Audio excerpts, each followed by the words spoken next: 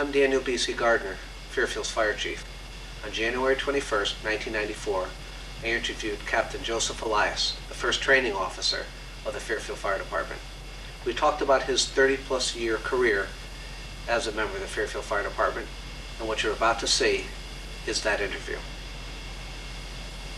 Cap, according to the fire department records, you became a firefighter in 1950, a lieutenant in 1961. You were appointed training officer in 1966, and in 1967 you became a captain. There's really nothing about when you were a volunteer.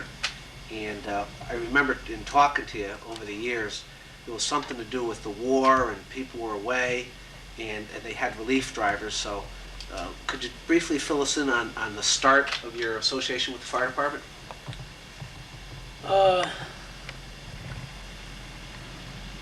Yeah, we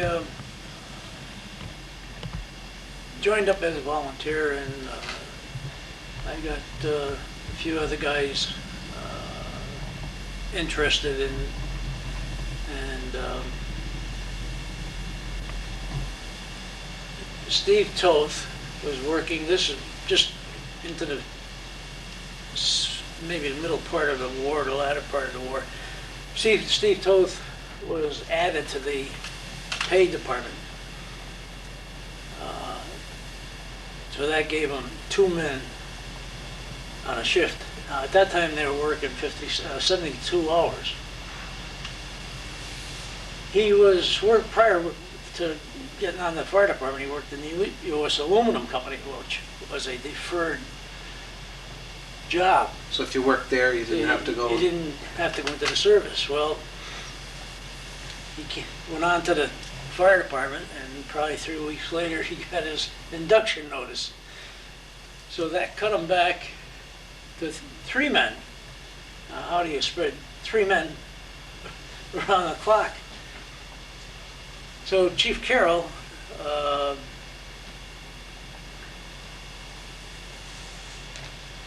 took Aid Lee, and put him with Mike Marion on steady days.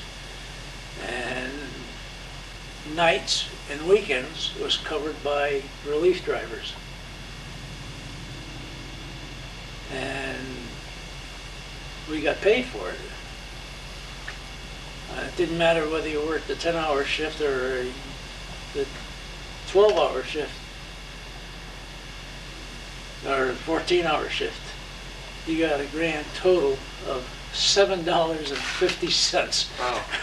Boy, did we look forward to that. I worked every Sunday with another volunteer. The cycle would go around maybe 5 weeks. I'd be back with the same guy that I had 5 weeks ago. We did have some training. Chief Carroll would take us out on Monday nights, and we'd be going somewhere to draft or do a lot of work against some trees. Then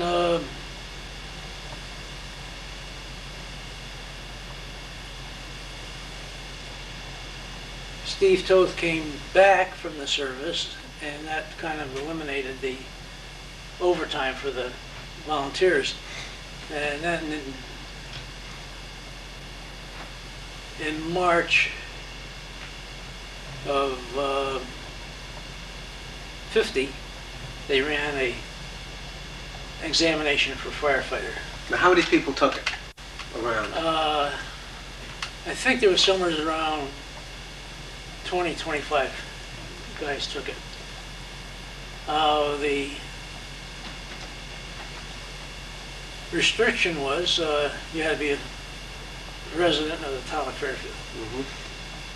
The examination was designed to take care of the volunteer. The town was saying, well, thank you, you worked your butts off. Well, So they asked So like firefighting questions they asked and things like that? firefighting questions. And some of them were tough. If how would you fight a tank car fire? Well, we never had a tank car fire, so how do we know how to fight it? Was it a written exam? You had to write It was all a of this out? written exam, and there was a guy in the class that took the exam that failed. And he came out, he took the FBI exam and came out in the top three. He failed the firefighter's exam. Wow. Another question was, Shows you how tough the exam was. name 5 uses of a spanner wrench.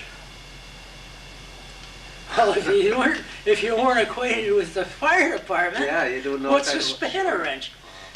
Well, at this point, when this exam was given, the paid men were working 72 hours a week. And through legislature, law was passed that the work week will be reduced to 56 hours. And 14 of us on this class that took the written exam, 14 of us were put on the department. 14 at one time? 14 at one time. Wow. Now, how many, did they have only 4 fire stations at that time? There was only There was nothing up in Greenfield? nothing up in Greenfield Hill yet. Did they have, with the volunteers up in Greenfield though, but Yes. no paid guy? Yeah. So there was no career guy? There was no paid drivers up there at all. They had one truck that was seems like it was around the 28 or 29 vintage. But the 4 fire stations ran as an independent station from another station. You had the 5 volunteer chiefs, 5 volunteer chiefs, so we only had 4 stations.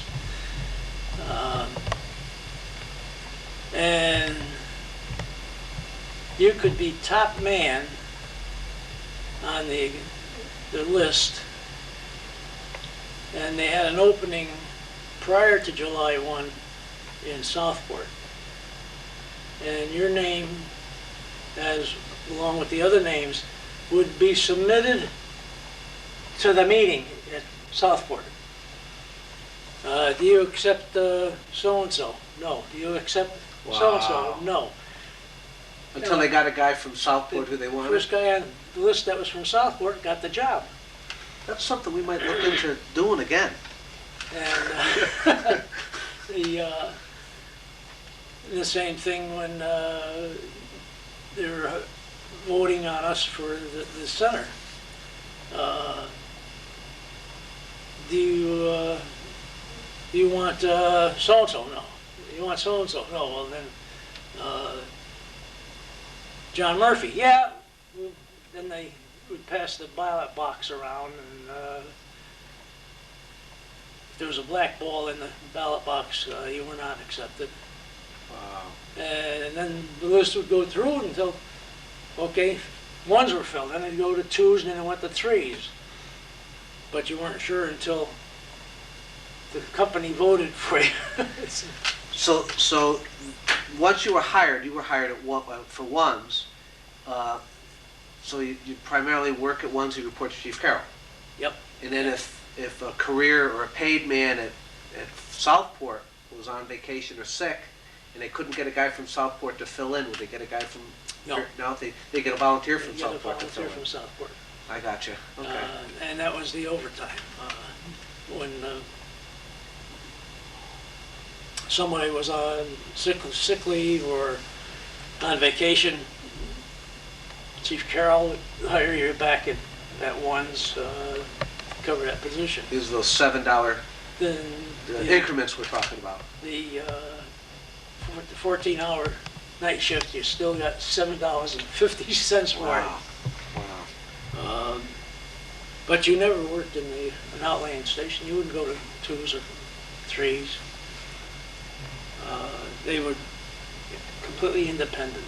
Now, you said 14 of you went on in 1950, and later on we're going to discuss a bunch of the people who at least I remember and my knowledge of the fellows in Fairfield go back to about 1960, 61.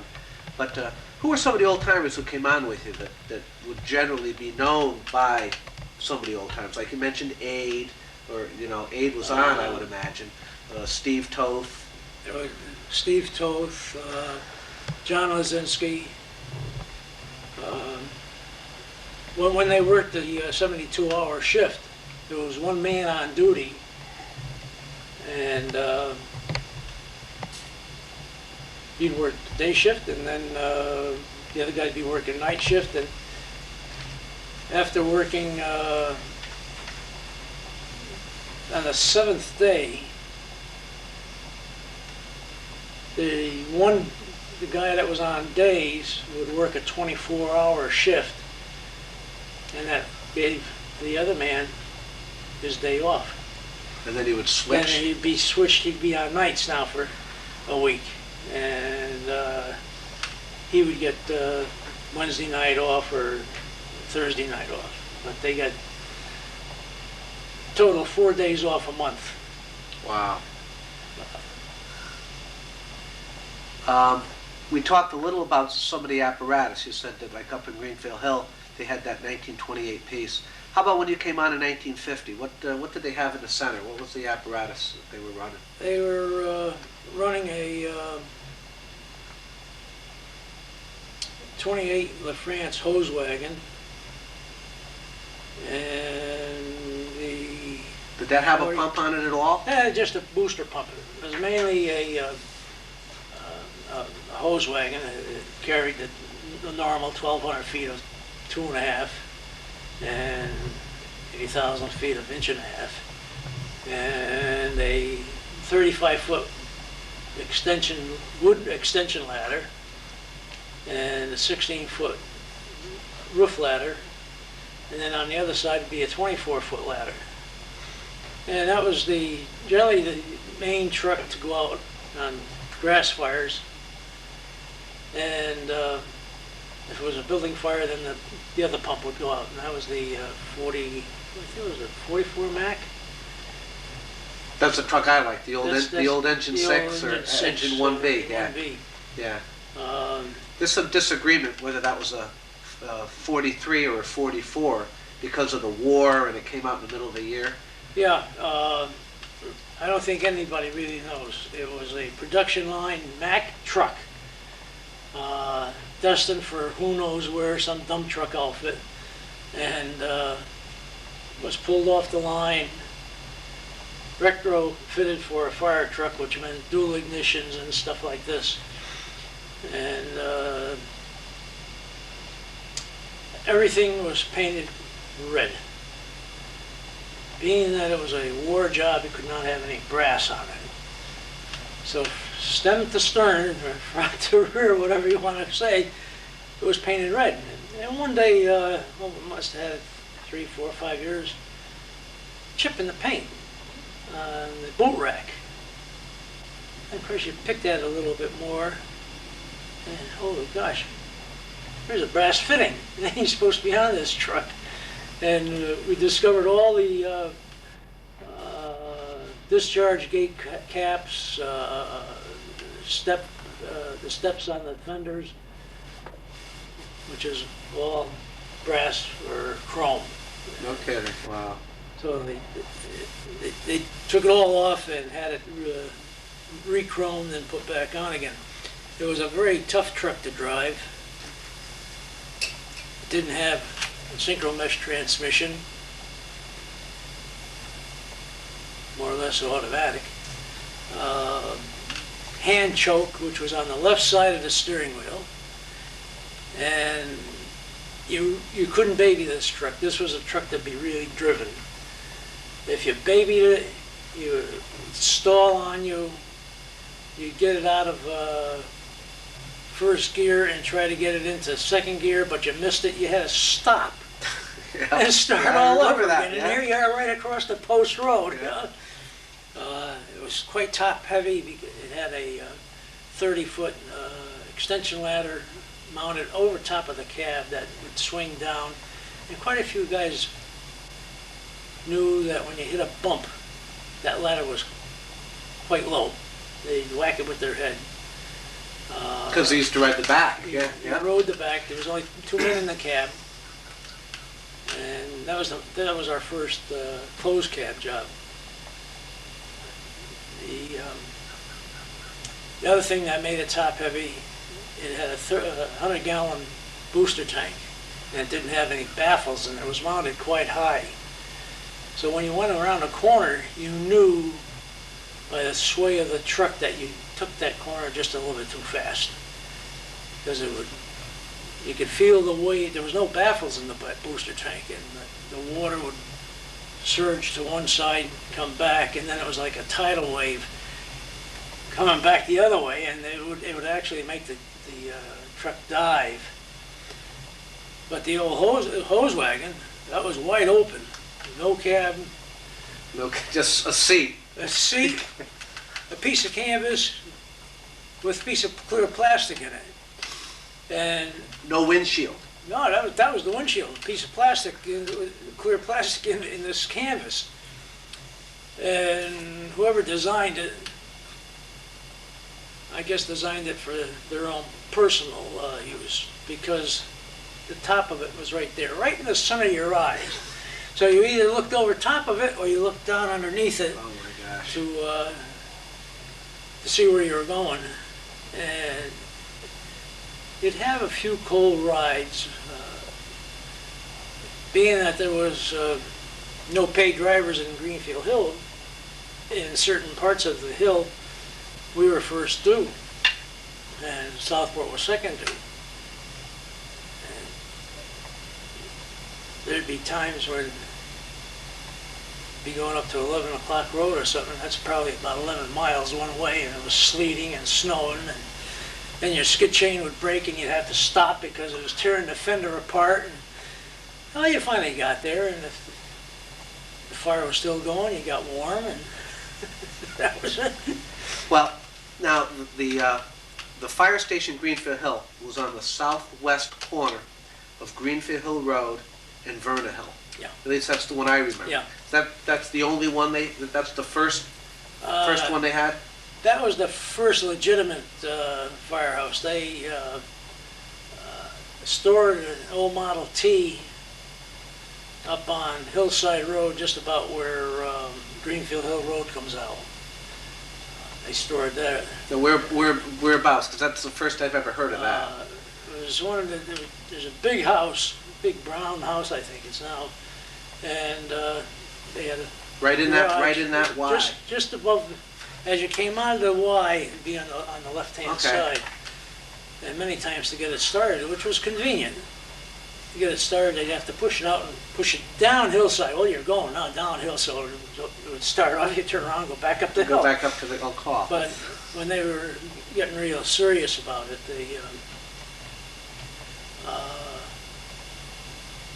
they built this station, and they had an old 26 or 27, Lord knows what it was, a Metropolitan something, 80-gallon booster tank.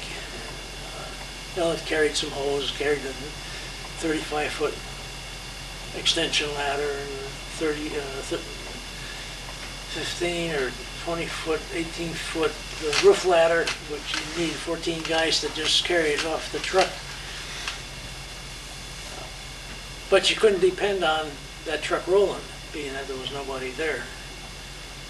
And later on, after, are we jumping ahead too far for No. Stope? No.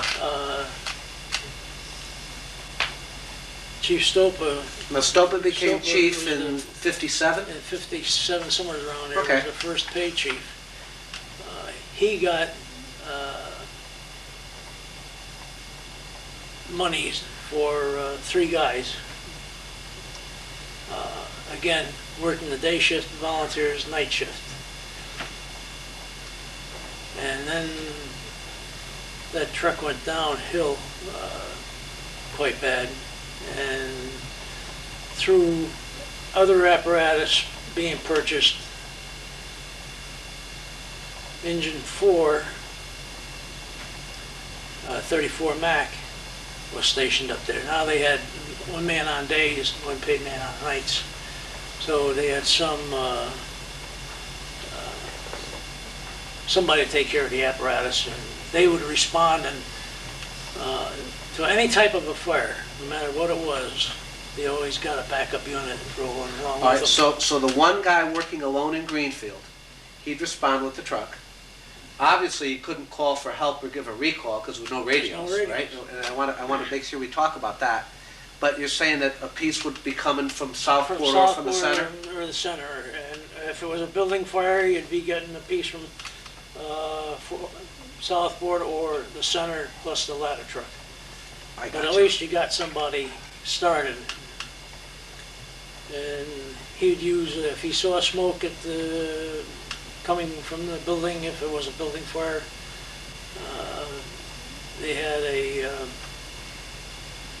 3/4 inch diameter rope about maybe 10 feet long with 2 loops on it, plus a hydrant wrench. And he would step at the hydrant, and the term was lassoing the hydrant, and he'd lay down to the fire scene. So he took his own hydrant? He'd take his own hydrant. Even though it wasn't turned on. Yeah. But at least the hose line was laid, and you never could tell whether the second piece was going to get there or not. So at least the line was laid, and some volunteer would come along and hook the line up. When we came on, we were expected to respond to all building fires, on duty, off duty, and any brush fire that a call for help was sent out for. And quite a few of us had our red lights and sirens on our private cars, you know, Mr. Big Shot riding through town. Did you have a little mishap responding to an off-duty call on the corner of North Benson or South Benson and Post? I was still a volunteer, and I was working for Frank Parks, was appliance service, and I'm out on Sailor's Lane over there in St. Mary's by the sea, and the horn was blowing, giving the code number out for the location. Do you always have your book, your code book with you? Always had the code book with you. He even took the bed, I think, with you. And it was for South Benson Road, between Old Post Road to Dead End. They had a general idea where it was. So it would give you a Give you couple a of couple of blocks. blocks. So, all right. And I had a 37 Ford, mechanical brakes. And as I come around the traffic circle, aerial 2 had just passed, so I'm following him. We get to South Benson Road, and the aerial swings into South Benson, making the left turn. He can't make it. He's got to stop and back up. I'm trying to stop. The brakes aren't working. And all of a sudden these things start flashing through your mind. Do I take and hit the ladders, which is going to take the roof off the car, or do I hit this guy in front of me? So I chose him. There was a hell of a bang. And I had my fireman's hat on and jump out of the car, and the first thing I asked the driver, anybody hurt? He says, no, officer. I said, got my foot in the door. You got your foot in I the got door. my foot in the door. Yeah. I said, don't you know what you're supposed to do when you hear a siren coming? He says, well, I didn't know whether I was supposed to go through the red light or not. I said, you're supposed to pull over to the right and stop. Because you didn't do that, I hit you. So you blamed him. It's my fault. I'm dead. But he doesn't know But he that. doesn't know that. I said, you sure there's nobody hurt? He says, no, officer. I said, well, pull away. Get out of here. Move on. So you gave him a break and let him go. I gave him a break, didn't write him a ticket. Yeah. That's terrific. I get down to the fire and the front wheels are dragging on the fenders. And needless to say, there wasn't much to do with the work at the fires because there was just the floor left of both cottages.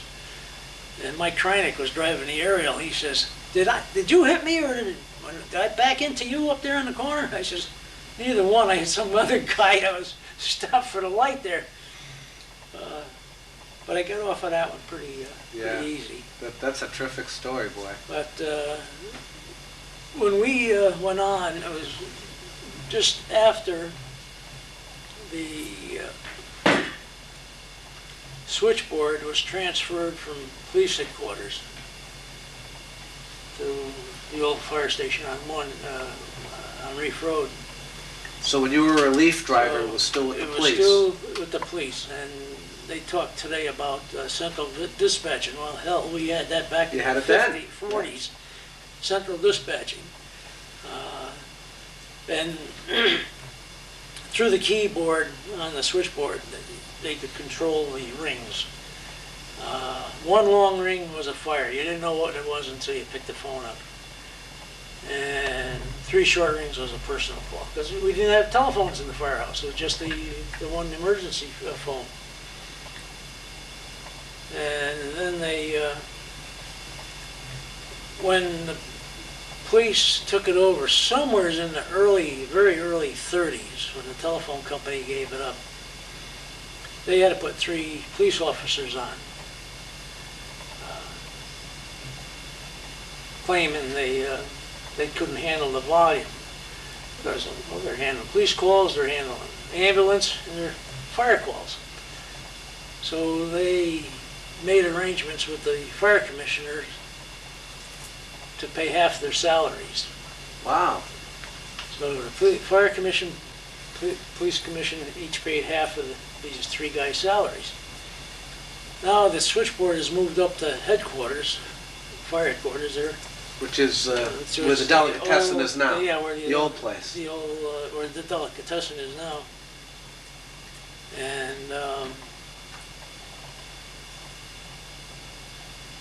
they trained our 3 new fire dispatchers. And it went on for years that the fire commission was paying half of 3 cops' salaries until somebody woke up and says, hey, what's going on here? And that came to a halt finally. Wow. Well, the dispatcher now, everybody who's been around any amount of time talks about Big John being a dispatcher. Steve Toth, wasn't he dispatcher for a while? Steve Toth was a dispatcher. Big John, or known as Big John, John Lazinski, and Freddie Lech. Freddie Lech Sr. Senior. Right, yeah, I forgot about Freddie. Sure. And we rigged up a doorbell system in the station so that if we were upstairs, he didn't have to holler up. If it was a call for us, he just pushed the doorbell button, and it would ring the bell, and then we'd come in and get the location of the fire. Now, one of the stories I heard, I don't know if it was from you or from Steve Toth, Chief Carroll had a phone in his home. And he either used to call his daughter in California, or his daughter from California used to call him, but through the switchboard, I guess, so the town would pay for the call. And wasn't it every once in a while they disconnect the phone call on him, or? Each, from the switchboard, each of the 5 volunteer chiefs had a direct line, phone line, and they would be notified of the fire in their district. And, Chief Carroll did have some problems, but it seems as though between here and California, the call was lost. Yeah, I can remember that. I can remember you and Steve telling me that. Yeah. The switchboard room was very, very narrow. Had a bench, had the transmitter for the horns, the telephone switchboard crossed here, and then your ADT punch tape and bell against the sidewall. And you could actually sit around in the swivel chair and put your feet up on the desk. You'd be reading a magazine or something, and you'd be looking down, and when the party hang up, the buzzer would buzz, and you reach over, they hung up, so you pull the plug out, and one day a certain guy was sitting there with his feet up on the desk. Certain guy. A certain guy. A certain guy. We aren't sure. We don't remember who it was. I Yeah. don't Okay. remember who it was. Right. And he's reading whatever he was reading, and the buzzer went off, and he reached over and pulled the plug out, and it kept ringing. And the certain guy spun his head around, and to his amazement, there was an incoming call. All of a sudden, Carol starts ringing back. Says, "What happened to my call?" He says, "Gee, Chief, got lost between here and California." This certain guy This told him certain that. guy told him that. Yeah.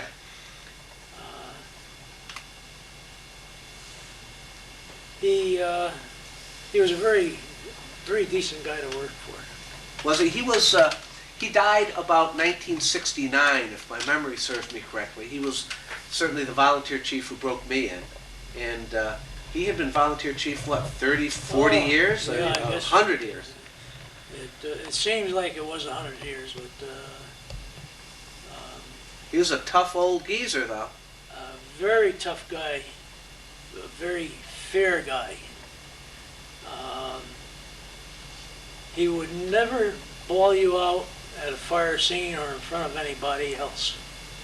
You knew you were in trouble when he said, "I want to see you in the office in half hour after we got back." You knew you were in trouble. And he would chew you up and down and spit your buttons out. And when you walked out of that office, that was the end of it. Nothing else was said about the incident. Now I know where you got that from then. Because if I remember, the training officer and one of my mentors when I came on the job was the same way. You'd chew my rear end, and then I'd walk out the door, and then we'd go to Larry's Diner and have a coffee or something. Yep. That was great. I just want to touch a couple of things on the apparatus. We talked about, they didn't have a radio, so I guess if you wanted to call for help, you'd have to use somebody's telephone, or you carry money if there was a payphone around. You would hope there was a payphone nearby. Most of the time, you'd get the cooperation of some resident, and they let you use the phone, and that's the way you called for help. Then we finally got radios. Weren't they police radios, though, with the police? They were monitored, answered by the police department. Yeah. And we had a total of 3. One on the old Mac, the engine 6. The 44 or 43, whatever it was. 43, Yeah. whatever it was. The one with the hidden brass. Yeah. One on the aerial. Which that was a LaFrance. That was a... That was a 42, maybe? 42, something like that. Yep. France, a 65-foot ladder. And engine 3. And that was our radio system. And there'd be times when you'd radio back for help and you just waited because the cop was busy. And they'd take care of police work first. Business first. Well, things haven't changed a heck of a lot. Yeah. And how about the extinguishers and stuff? Now we carry a couple of dry chemical cartridge-operated extinguishers. We got a pressurized water. We got CO2s. Some trucks, not ours in Fairfield, but carry Halon. What were you guys carrying then when you came on? We had on each of the trucks were set up pretty much the same as far as the number of different pieces of equipment. You had 2 Indian guns, the old water tanks that you'd put on your back. You had 2 Fomite extinguishers, one on each truck.